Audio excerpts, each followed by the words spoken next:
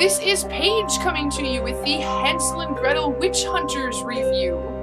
This movie stars Jeremy Renner as Hansel, Gemma Arterton as Gretel, Famke Janssen as Muriel / the Wicked Witch, whichever one makes you happy, Thomas Mann as Ben, Derek Mears / Robin Atkin Downs as Edward, one as the person that you see, one as the voice, because Edward is a troll. And here's another name I might not pronounce right, and I'm sorry, Pila Vitala as Nina. This is sort of a cross between the origin story and the what happens next story. In the beginning, you see the origin story. You see everybody knows the origin story. Come on.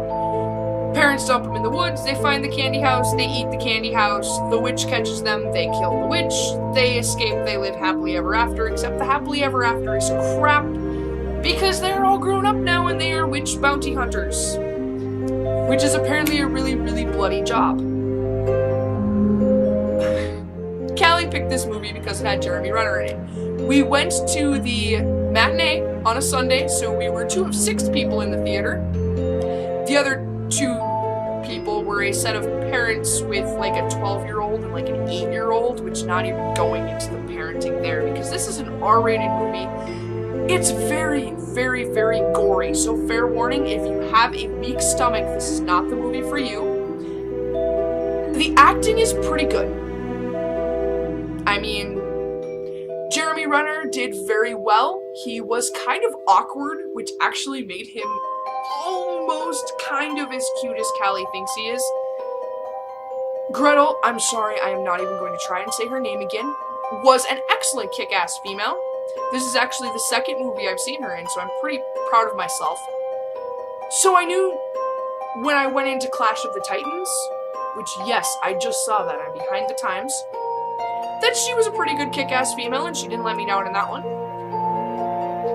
Famke Janssen as the villainess. Anybody who saw her in X-Men: The Last Stand knows that she's a kick-ass, badass Wicked Witch. She was great as the Phoenix. She was very convincing as Muriel. She had her 2 little witch lackeys pretty well cowed.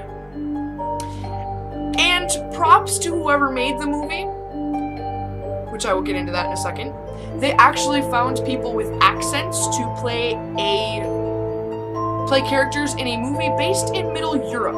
I mean, everybody still spoke English, and the 2 title characters sounded fairly American, but beyond that, they actually had accents, which I was impressed.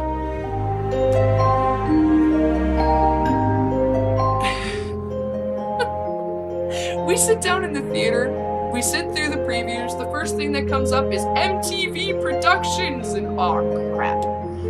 Because this is the film studio that brought us Jackass, which, hey, great, you know, if you like it, you like it. That's your thing, it's not my thing. I thought it was stupid.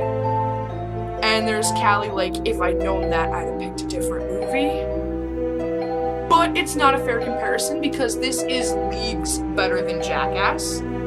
Like I said, the acting is pretty good. The story does have a couple little things that are left to be desired, I guess. There are some plot holes. I mean, there are massive historical inaccuracies. But this movie is fun. So 3.5 out of 5. I mean, no, nobody had a minigun in the 17 or 1800s. That just wasn't a thing. I mean, maybe an automatic weapon, I could stretch that, maybe, but a minigun, something you ordinarily might see mounted on a tank? No. Sorry, I just can't do it. I will say, though, the troll was awesome. Famke Janssen is a kick-ass villain. So this movie was not a waste of the $6.50. It was not a waste of my time. I had fun. It was gory as hell, but it was great to get out of the house and do something and see a movie that didn't suck. So, 3.5 out of 5. I actually rate the actors slightly higher. Jeremy Renner, 4.5 out of 5. Gretel, 4.5 out of 5. Famke Janssen, like 4 3/4 out of 5, because she was good.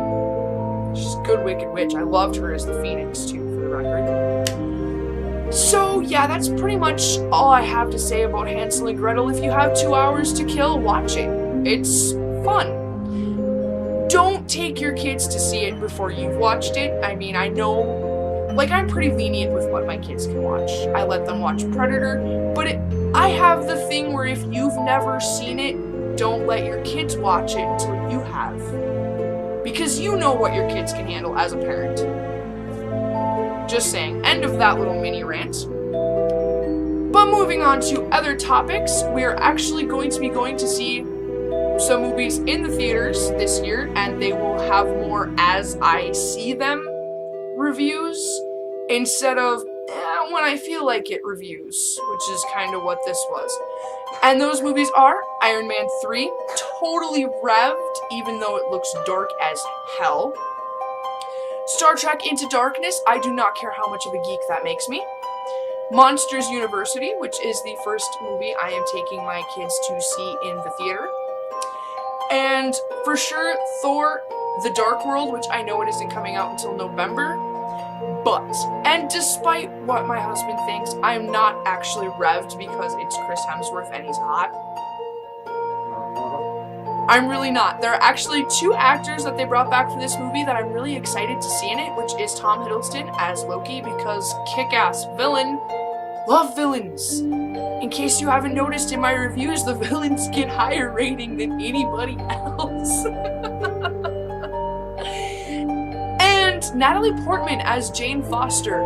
As a comic book reader, I mean not an avid reader, but somebody who has read the comics, I know what happens in Thor. So I'm really interested to see what in the movies they're going to do with Jane Foster. That interests me. But I do believe that is everything I have to say on the subject of Hansel and Gretel Witch Hunters.